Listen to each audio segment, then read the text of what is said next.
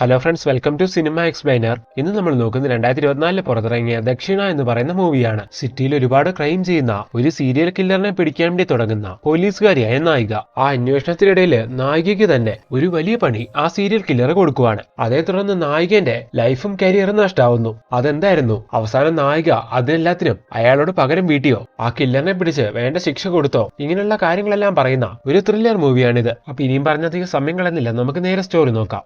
മൂവിയുടെ സ്റ്റാർട്ടിംഗിൽ കാണിക്കുന്നത് IT പാർക്കിൽ വർക്ക് ചെയ്യുന്ന ഒരു പെണ്ണ് ജോലിയെല്ലാം കഴിഞ്ഞ് പാർക്കിംഗിലേക്ക് വണ്ടി എടുക്കാൻ വരുന്നതാണ്. ഈ സമയം അവിടെ ഉണ്ടായിരുന്ന ഒരു കാറ് സ്പീഡിൽ അവളുടെ അടുത്തേക്ക് വന്ന് അവളെ അവിടെ നിന്ന് തട്ടിക്കൊണ്ടു പോകുന്നു. അടുത്ത സീനിൽ കാണിക്കുന്നത് ആ കിഡ്നാപ്പർ ആ പെൺകുട്ടീനെ ഒരു സ്ഥലത്തേക്ക് എത്തിച്ച് അവളെ അവിടെ വെച്ച് കൊടൂരമായിട്ട് കൊല്ലുന്നതാണ്. അങ്ങനെ ആ സീനോടെ കട്ടായ അടുത്ത ദിവസം ആ പെൺകുട്ടിയുടെ ബോഡി സിറ്റിയിൽ നിന്ന് കിട്ടുവാണ്. അങ്ങനെ പോലീസുകാരൊക്കെ ആ കേസിനെ പറ്റി അന്വേഷിക്കാൻ വേണ്ടി ആ സ്ഥലത്തേക്ക് വരുന്നു. ആ പെൺകുട്ടിയെ ക്രൂരമായിട്ട് കൊന്ന് അവളുടെ തല വെട്ടി മാറ്റി ബോഡിയാണ് കില്ലറോട് ഉപേക്ഷിച്ചു പോയത്. ഇതേസമയം TV ന്യൂസിലൂടെ ഈ വാർത്തയെല്ലാം വരുമ്പോൾ ആ കില്ലർ ആണെങ്കിൽ ഒരു സ്ഥലത്ത് ഇതെല്ലാം കണ്ട് ഒരുപാട് സന്തോഷിക്കുന്നു. അങ്ങനെ ആ സീനോടെ കട്ടായ അടുത്ത സീനില് നമ്മുടെ മൂവിയിലെ നായികയായ ദക്ഷിണനെ കാണിക്കുന്നു. നമ്മുടെ നായികന്റെ കോലം കണ്ടാൽ അറിയാം അവൾ വല്ലാത്ത ഡിപ്രഷനിലാണെന്ന്. അങ്ങനെ ഇപ്പൊ സിറ്റിയിൽ നടന്ന ഈ ക്രൈമിനെ പറ്റി നമ്മുടെ നായിക അറിയുന്നു. അങ്ങനെ ഈ കാര്യം അറിഞ്ഞതും ആ കേസിനെ പറ്റി ഒന്ന് അന്വേഷിക്കണമെന്ന് നായികയ്ക്ക് തോന്നുവാണ്. അങ്ങനെ ഇപ്പൊ അതിനുവേണ്ടി നായിക മരിച്ചുപോയ പെൺകുട്ടിയുടെ വീട്ടിലേക്കാണ് ആദ്യം ചെല്ലുന്നത്. എന്നാൽ അവിടെ എത്തുന്ന സമയത്താണ് കില്ലർ വെട്ടിമാറ്റിയ ആ പെൺകുട്ടിയുടെ തല അയാളോട് വീട്ടിൽ കൊണ്ട് വെച്ചിട്ടാണ് പോയെന്നുള്ള കാര്യം നായിക അറിയുന്നത്. മരിച്ച പെൺകുട്ടിയുടെ വീട്ടുകാര് അതെല്ലാം കണ്ട് ഭയങ്കര പാനിക്കായിട്ട് നിൽക്കുമായിരുന്നു. അവിടേക്ക് എത്തിയത് കാണുന്ന നായികയ്ക്ക് എന്തോ പോലെ തോന്നുന്നു. അങ്ങനെ ഇപ്പൊ ഇത് ചെയ്താരാണെന്ന് കണ്ടെത്താൻ വേണ്ടി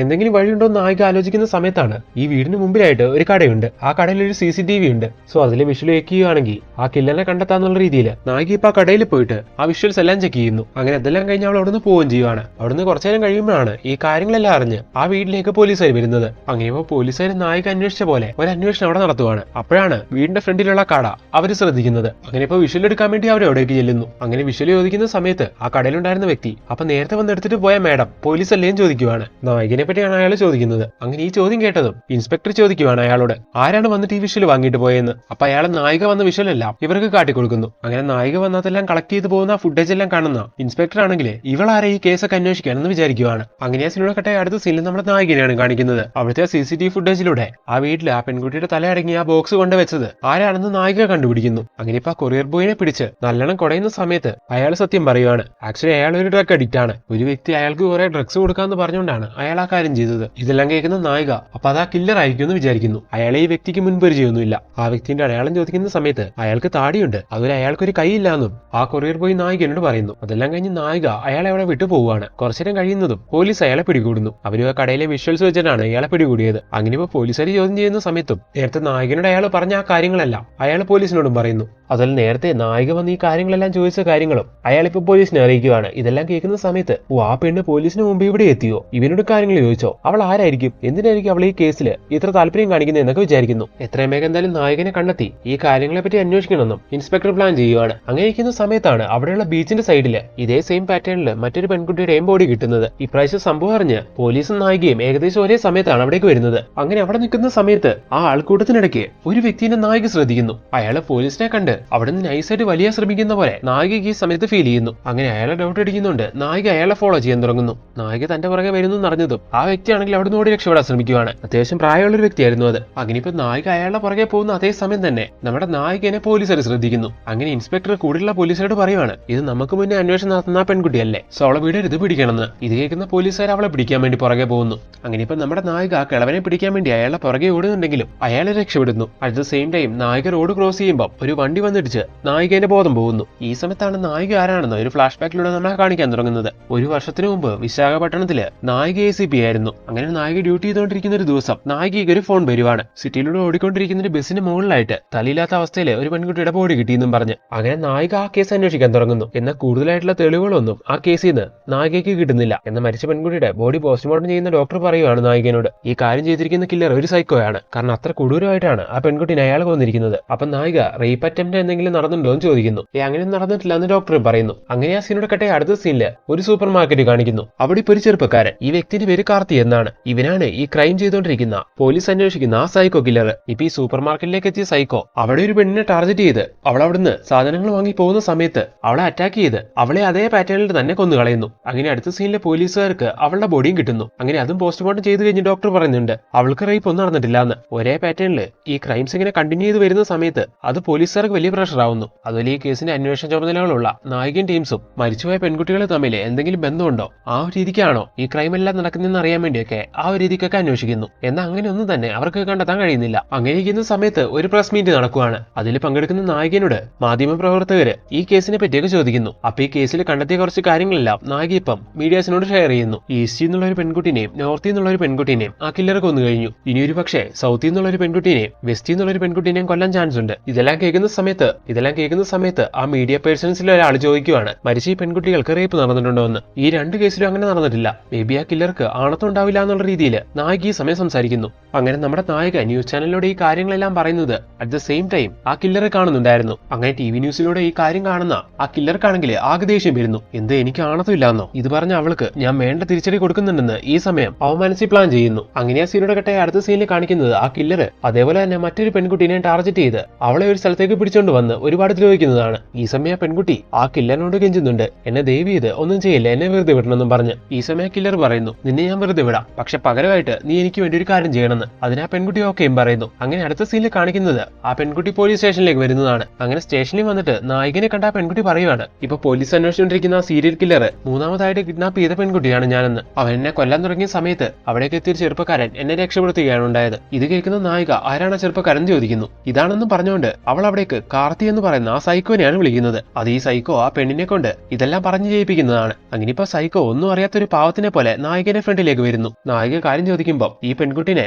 ആരുമില്ലാത്തൊരു സ്ഥലത്ത് വെച്ച് ആ കില്ലർ ആക്രമിക്കാൻ തുടങ്ങുന്നത് കണ്ടിട്ടാണ് ഞാൻ അവിടേക്ക് വന്നത്. ഞാൻ അവിടേക്ക് എത്തി, അവൻ ഇന്ന് ഈ പെൺകുട്ടിനെ സേവ് ചെയ്തു. ഇങ്ങനെയല്ല അയാൾ പറയുന്ന സമയത്ത് രണ്ട് പോലീസുകാരുടെ കൂടെ ആ പെൺകുട്ടിനെ നായിക വീട്ടിലേക്ക് പറഞ്ഞു വിടുന്നു. അതിലെ കാർത്തിനോട് അന്വേഷണത്തിന്റെ ഭാഗമായിട്ട് താനൊന്ന് സഹകരിക്കണം, ഇവിടെ നിന്ന് ആ കില്ലറിന്റെ രൂപമെല്ലാം ഞങ്ങൾക്ക് പറഞ്ഞു തരണമെന്നും പറഞ്ഞ് നായിക അവനവിടെ പിടിച്ചു നിർത്തുന്നു. അങ്ങനെ സ്റ്റേഷനിൽ ആ അന്വേഷണമെല്ലാം നടന്നുകൊണ്ടിരിക്കുന്ന അതേ സമയം തന്നെ ഇപ്പൊ രണ്ട് പോലീസുകാരുടെ കൂടെ നായിക വീട്ടിലേക്ക് പറഞ്ഞയച്ച ആ പെൺകുട്ടിയില്ലേ, അവളെ വീട്ടിലെത്തിയതിനു ശേഷം അവളെ അവിടെ വന്ന് മറ്റൊരു വ്യക്തി തട്ടിക്കൊണ്ടുപോയി കൊടൂരമായിട്ട് കൊല്ലുന്നു. ഈ വ്യക്തി ആരാണെന്നറിയാവോ? പ്രസന്റിൽ നായിക ഒരു വ്യക്തിനെ സംശയം തോന്നി അയാളെ പിടിക്കാൻ വേണ്ടി ഓടിക്കുന്നതായിട്ട് കാണിക്കുന്നുണ്ടായിരുന്നല്ലോ, ആ വ്യക്തിയാണിത്. അപ്പൊ അയാൾ എന്തിനാണ് ഈ കൊല ചെയ്തത്? ആ കില്ലറുമായിട്ട് ഇയാൾക്ക് എന്ത് ബന്ധമുള്ളതെന്നൊക്കെ നിങ്ങളിപ്പോ ആലോചിക്കുന്നില്ലേ? അത് നമുക്ക് വഴിയെ നോക്കാം. അങ്ങനെ ആ സീനോട് കെട്ട അടുത്ത സീനില് വീണ്ടും പോലീസ് സ്റ്റേഷൻ കാണിക്കുന്നു. ഇപ്പൊ ആ പെൺകുട്ടി മരിച്ച വിവരമെല്ലാം പോലീസുകാരെ അറിഞ്ഞു. അങ്ങനെ ഇപ്പൊ നായിക ആ കാര്യം കാർത്തിനോട് പറയുവാണ്. ഇത് കേൾക്കുന്ന കാർത്തി മനസ്സിൽ ഒരുപാട് സന്തോഷിക്കുന്നു. എന്നാൽ നായികന്റെ മുമ്പിൽ അവൻ ഭയങ്കര സങ്കടം കാണിക്കുന്നു. വേടാ, പെൺകുട്ടിനെ ആ കില്ലറുടെ കയ്യിൽ നിന്ന് രക്ഷപ്പെടുത്തിയത് ഞാനല്ലേ? ഇപ്പൊ ആ കില്ലർ ആ പെൺകുട്ടിനെ കൊന്നു. ആ കില്ലറിന്റെ അടുത്ത് ഞാൻ ആ പെൺകുട്ടിനെ സേവ് ചെയ്തുകൊണ്ട്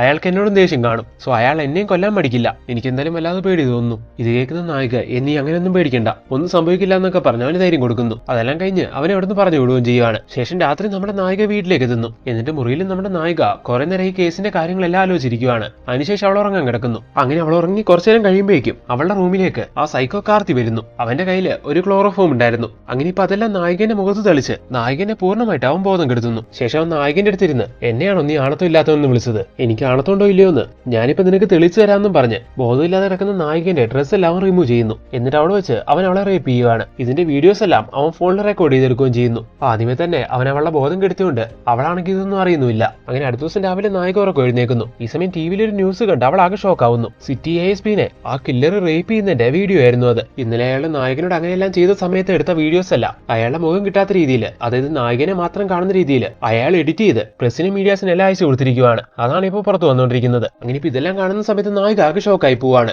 ജനങ്ങൾക്ക് പ്രൊട്ടക്ഷൻ തരേണ്ട പോലീസ് ഉദ്യോഗസ്ഥയ്ക്ക് തന്നെ ഇങ്ങനെ സംഭവിച്ചല്ലോ എന്നുള്ള രീതിയിലൊക്കെയാണ് മീഡിയാസ് സംസാരിക്കുന്നത്. എന്നൊരു കൂട്ടം ആൾക്കാർ ഇത് ഫേക്ക് ആണെന്ന് പറയുന്നു. മറ്റു ചിലവര് ഇത് ഒറിജിനൽ ആണെന്നും. എന്നാൽ ഈ വാർത്തയെല്ലാം കണ്ട നമ്മുടെ നായിക ഇന്നലെ നടന്ന കാര്യങ്ങളെല്ലാം ശരിക്കും ആലോചിക്കുന്നു. അങ്ങനെ അവളുടെ ബോഡിയെല്ലാം അവൾ ചെക്ക് ചെയ്യുന്നു. ബോഡിയിലെ കുറച്ച് പാടുകളെല്ലാം കാണുന്ന സമയത്ത് അവൾക്ക് അങ്ങനെയെല്ലാം സംഭവിച്ചിട്ടുള്ളത് തന്നെയാണെന്ന് അവൾ മനസ്സിലാക്കുന്നു. അങ്ങനെ അവൾ പെട്ടെന്ന് തന്നെ ജീപ്പ് എടുത്ത് നേരെ അവളുടെ സീനിയർ ഓഫീസറെ കാണാൻ വേണ്ടി പോവുകയാണ്. ഈ സമയം നടന്ന കാര്യങ്ങൾ ചോദിക്കാൻ വേണ്ടി അവളുടെ വീടിന് മുമ്പിലായിട്ട് കുറെ മീഡിയ പേഴ്സൺസ് കൂടിയിട്ടുണ്ടായിരുന്നു. അവർ ചോദിക്കുന്നതിനൊന്നും മറുപടി കൊടുക്കാതെയാണ് നായിക അവിടുന്ന് പോയത്. അങ്ങനെ നായിക നേരെ അവളുടെ സീനിയർ ഓഫീസറെ കണ്ട് അദ്ദേഹത്തിനോട് പറയുകയാണ് താൻ ജോലി രാജിവെക്കുവാണെന്ന്. ഇത് കേൾക്കുന്ന സീനിയർ, ടിവിയിൽ വന്ന കാര്യം ആലോചിച്ചിട്ടാണെങ്കിൽ നീ റിസൈൻ ചെയ്യേണ്ട കാര്യമൊന്നുമില്ല, അത് ശരിക്കുള്ള വീഡിയോ അല്ലല്ലോ, ഫേക്ക് അല്ലേന്ന് ചോദിക്കുന്നു. അല്ല സാർ, അത് റിയൽ വീഡിയോ ആണ്, എനിക്ക് അങ്ങനെയല്ല സംഭവിച്ചതാണ്, ഇനി എനിക്ക് എന്തായാലും ഈ ജോലിയിൽ കണ്ടിന്യൂ ചെയ്യാൻ ബുദ്ധിമുട്ടുണ്ടെന്നും പറഞ്ഞ് നായിക അങ്ങനെ റിസൈൻ ചെയ്തു. അതിനുശേഷം നായിക നേരെ ഹൈദരാബാദിലേക്ക് പോന്നിരിക്കുകയായിരുന്നു. ഇപ്പൊ ഒരു കൊല്ലമായിട്ട് അവൾ ഈ രീതിക്ക് ഡിപ്രഷനോടെ അങ്ങനെ ജീവിച്ചുകൊണ്ടിരിക്കുന്നു. അങ്ങനെ ഇപ്പൊ നായികന്റെ ഫ്ലാഷ് ബാക്ക് എല്ലാം കട്ടായി പ്രസന്റിലേക്ക് വരുന്നു. നായിക നേരത്തെ ആ പ്രായമായ വ്യക്തിനെ പിടിക്കാൻ വേണ്ടി ഓടുന്ന സമയത്ത് വണ്ടി ഇടിച്ചു വീണായിരുന്നല്ലോ.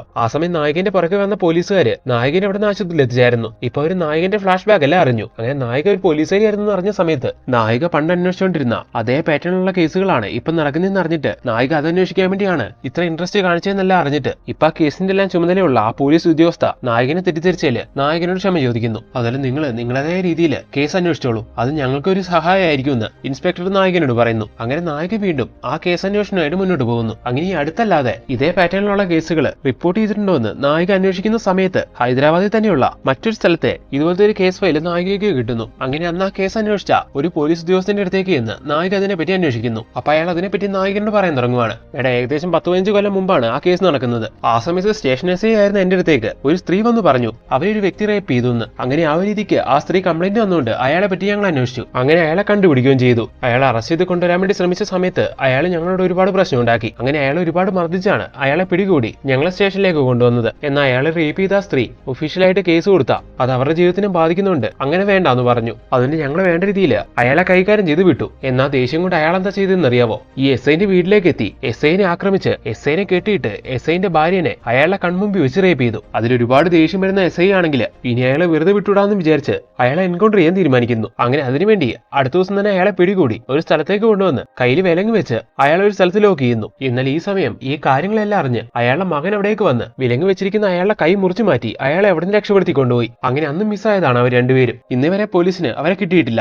ഇങ്ങനെയുള്ള എസ് ഐ ഇപ്പം നായകനോട് പറഞ്ഞിരുന്നു. അന്ന് രക്ഷപ്പെട്ട ആ അച്ഛനും മകനും ആരാണെന്നറിയാവോ? കാർത്തിയും അവന്റെ അച്ഛനുമായിരുന്നു. അവന്റെ അച്ഛൻ മറ്റാരുമല്ല, നായിക പിടിക്കാൻ ശ്രമിച്ച അപ്രായമായ വ്യക്തി. അങ്ങനെ ഇപ്പൊ ആ പോലീസുകാരനിൽ നിന്ന് ഇത്രയും കാര്യങ്ങളെല്ലാം മനസ്സിലാക്കി നമ്മുടെ നായിക അടുത്ത സീനില് ഇപ്പൊ പ്രസന്റ്ലി ഈ കേസ് അന്വേഷിച്ചുകൊണ്ടിരിക്കുന്ന ആ വനിതാ ഉദ്യോഗസ്ഥയില്ലേ അവരെ കണ്ട് ഈ കാര്യങ്ങളെല്ലാം അവതരിപ്പിക്കുന്നു. ഇപ്പോഴും അവര് അതേ പാറ്റേണില് ഈ കൊലപാതകങ്ങൾ ചെയ്തുകൊണ്ടിരിക്കുകയാണ്. സോ എത്രയും വേഗം ആ അച്ഛനെയും മകനെയും പിടികൂടണമെന്ന് ഈ സമയം ഇവർ പ്ലാൻ ചെയ്യുകയും ചെയ്യുന്നു. അങ്ങനെയിരിക്കുന്ന അടുത്ത ദിവസം പോലീസുകാർ മറ്റൊരു വിവരം കേൾക്കുന്നു. അവിടെയുള്ള പുഴയുടെ അരികിലായിട്ട് അതേ പാറ്റേണിൽ മറ്റൊരു പെൺകുട്ടിയെയും കൂടി മരിച്ച അവസ്ഥയിൽ കണ്ടെത്തിയെന്ന്. അങ്ങനെ ഇപ്പൊ ഈ ഒരു മർഡറും കൂടി ആവുന്ന സമയത്ത് ഈ സിറ്റിന്റെ 3 ഭാഗത്തും ക്രൈം നടന്നു കഴിഞ്ഞു. ഇനി ബാക്കിയുള്ളത് വെസ്റ്റ് സൈഡ് ആണ്. അവിടെയും കൂടി കില്ലേഴ്സ് ക്രൈം ചെയ്ത പിന്നെ അവർ ഈ സിറ്റിയിൽ നിന്ന് മുങ്ങും. അടുത്ത സിറ്റിയിൽ പോയി ഇതേ പാറ്റേണിൽ ഇതേപോലെ കൊലകൾ ആവർത്തിക്കും. അതിനു മുമ്പ് എങ്ങനെയെങ്കിലും അവരെ പിടികൂടണം. അതിനുവേണ്ടി ഇപ്പൊ പോലീസുകാർ മറ്റൊരു കാര്യം പ്ലാൻ ചെയ്യുന്നു. അതെന്താന്ന് നോക്കിയിട്ടുണ്ടെങ്കിൽ വെസ്റ്റ് സൈഡിലുള്ള പെൺകുട്ടികളെല്ലാം ഒരു സ്ഥലത്തേക്ക് മാറ്റി, അതായത് അവരെല്ലാരും ഒരുമിച്ച് നിർത്തി അവർക്ക് വേണ്ട പ്രൊട്ടക്ഷൻ കൊടുത്ത് അവരെ സേവ് ചെയ്യാന്ന്. അങ്ങനെ ആ ടൈമിനുള്ളിൽ ആ കില്ലേഴ്സിനെ പിടികൂടാന്ന്. അങ്ങനെ ഇപ്പൊ അതിനുവേണ്ടി പോലീസിന്റെ നേതൃത്വത്തിൽ വെസ്റ്റ് സൈഡിലുള്ള പെൺകുട്ടികളെല്ലാം അവിടെയുള്ള ഒരു ഹോസ്റ്റലിലേക്ക് പോലീസുകാർ മാറ്റുവാണ്.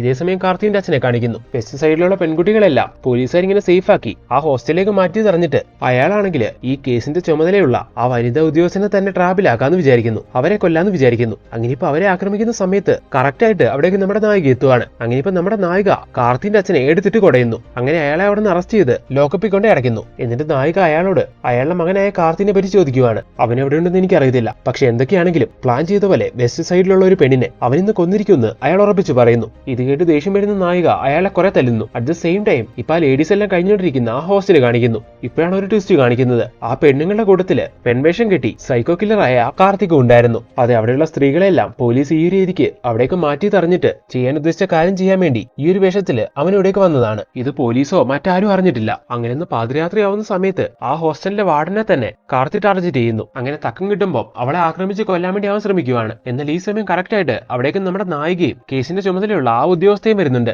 എന്നാൽ ഹോസ്റ്റലിന്റെ വാർഡനെയും ആ കേസിന്റെ ചുമതലയുള്ള ആ ഉദ്യോഗസ്ഥനെ കാർത്തി ആക്രമിച്ച് കൊല്ലുന്നു. നായകനെ അവനൊന്നും ചെയ്യാൻ കഴിയുന്നില്ല.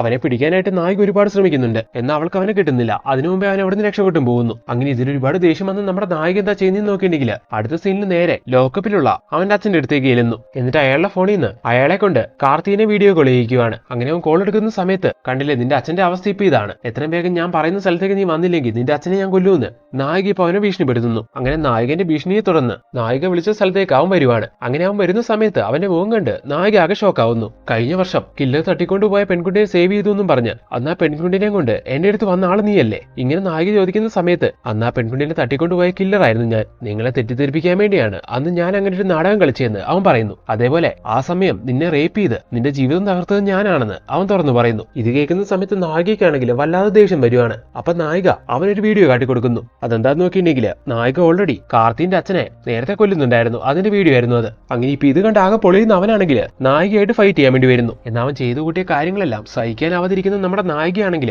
അവൻ എങ്ങനെയാണോ പെൺകുട്ടികളെ കൊന്നുകൊണ്ടിരിക്കുന്നത് ആ ഒരു രീതിക്ക് കൊടൂരമായിട്ട് അവനെ അവിടെ വെച്ച് കൊല്ലുന്നു. അങ്ങനെ അത്രയും പെൺകുട്ടികളുടെയും നായികന്റെയും ജീവൻ തകർത്ത അവനെ ഈ ഒരു രീതിക്ക് ഇല്ലാതാക്കിക്കൊണ്ട് നായിക അവളെ റിവെഞ്ച് തീർക്കുന്നതോടെ അങ്ങനെ ഈ മൂവി അവസാനിക്കുന്നു.